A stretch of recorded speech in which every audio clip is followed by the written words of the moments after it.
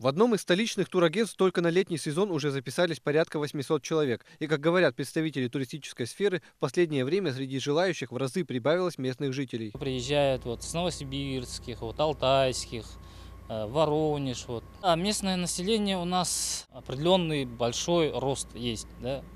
Раньше, допустим, на примере, если мы летом возили там 3-4 группы, да, то сейчас вот народу очень много. Территория Якутии занимает больше 3 миллионов квадратных километров. Алмазный край привлекает путешественников со всего света. Между тем, малоизученность и малоизвестность дикой природы может представлять угрозу для туристов. Нам необходимо знать, где они будут находиться в определенные сроки, сколько человек будет на маршруте. И все эти данные для нас необходимы для оперативного реагирования.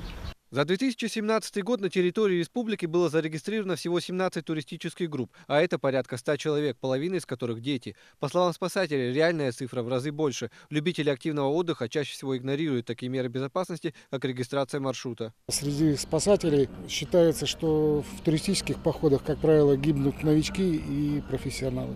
Новички от того, что не обладают навыками и знаниями, а профессионалы уже наоборот, потому что переоценивают свои возможности. Благодаря оперативной работе спасателей в последние годы трагических случаев удалось избежать. Однако, по словам специалистов, количество туристов в республике растет с каждым годом, что увеличивает вероятность чрезвычайных происшествий во время длительного путешествия.